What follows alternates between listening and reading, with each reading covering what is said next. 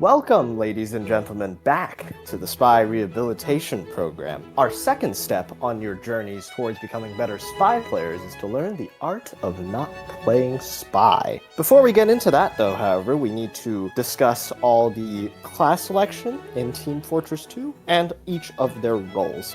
Now, I have separated the 9 classes into 3 main categories, first of which being the power classes. They mostly do the objective, they're well-rounded in any general situation and can hold their ground by themselves, and yeah, they're very independent from the team, and they can support themselves in most situations. The second category is the team support classes. So they help the power classes do the objective and keeps the team alive, and it relies heavily on the power classes to defend them and help them so that they can support them even further. My last category is the pick class. These classes impedes the enemy team's ability to do the objective. They usually operate pretty far from the front lines, and they rely heavily on their own team to distract the enemy team so that they can go in and get their picks. Now, the biggest exception to these classes is Spy. So what makes Spy unique? Now, the biggest thing is that Spy by himself is an extremely weak class. He has the least health with weapons that decrease it even further, such as the Big Earner and the Kunai.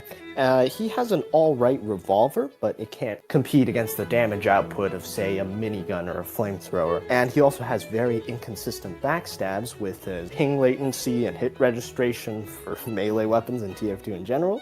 And he is countered by basic game sense of positioning, turning around, pyros, etc. Another thing that makes Spy unique is that he lacks the team in Team Fortress 2 in the traditional sense. He never fights alongside his teammates, opting to stay alone in the enemy's back rank, and he is invisible for 90% of the match, and he survives by himself off of health and ammo packs. So what his interactions with the enemy team mostly boils down to is that he uses disguises to blend into the team. He takes down sentry nests, he backstabs people before they can do much at the front lines, and he is also aware of their levels of paranoia, and he takes mental notes. Now, Spy's role mainly comprises of relying on teammate distractions to strike when the time is right, and he also keeps the enemies on their toes so that the power classes can do their objective when the enemy team is too busy spy checking.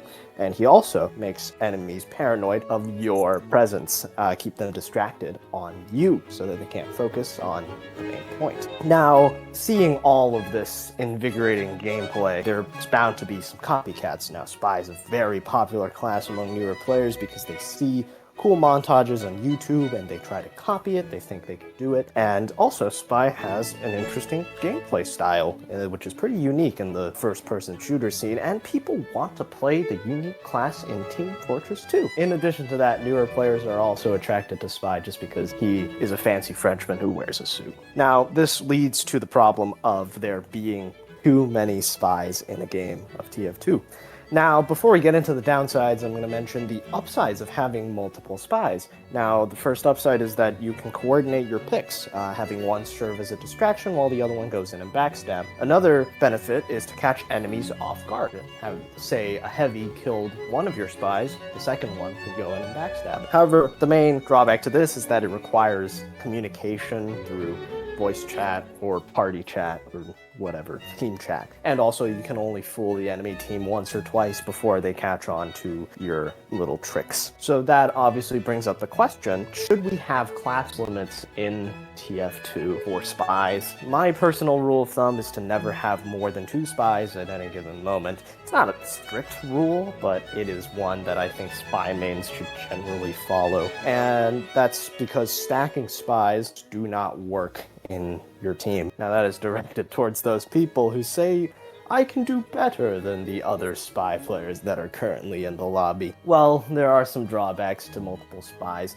Increased paranoia, less backs to stab between different spies, with there only being so many players on the enemy team. There's also less power and support classes on your team if multiple people choose to play spy or any pick class, and ongoing matches will already have suspecting players in them if you join mid-game. You don't know what mayhem the other spy is causing, so you might die before you get your first stab. So when is it best to play spy? Now, that generally depends on the skill balance between the two teams. There are also loads of external factors such as ping and how many pyros there are on the other team, etc. However, I think it can be summed up into three main factors of team composition, the current map you're playing on, and the enemy paranoia. So, with team selection, you can spot it right from the selection menu. If there are already spies, forget about playing them. And if the team selection is balanced, then I say go for it. Now, your current map also depends heavily on whether you should play Spy or not. If the map has a lot of choke points, Spy will become less effective, like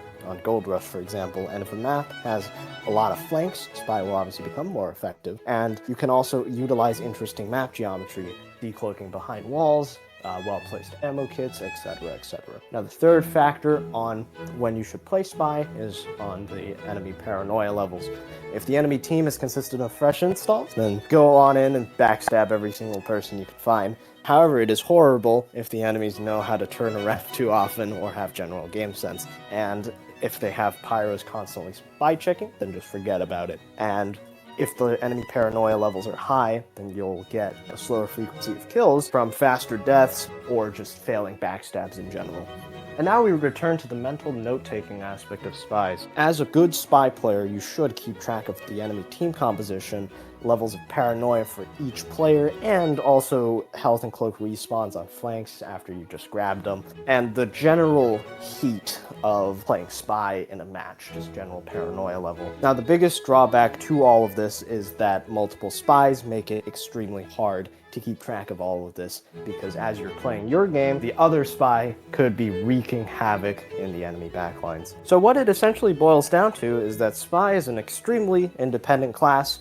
It revolves heavily around keeping tabs on the enemy team. However, multiple spies impede on each other's gameplay and steps on each other's feet. You should also learn when and when not to play Spy when the different factors are in play, and maybe learn to main some other class like Medic or Heavy that everyone else doesn't want to play. And that is my presentation on the art of not playing Spy. Thank you for listening.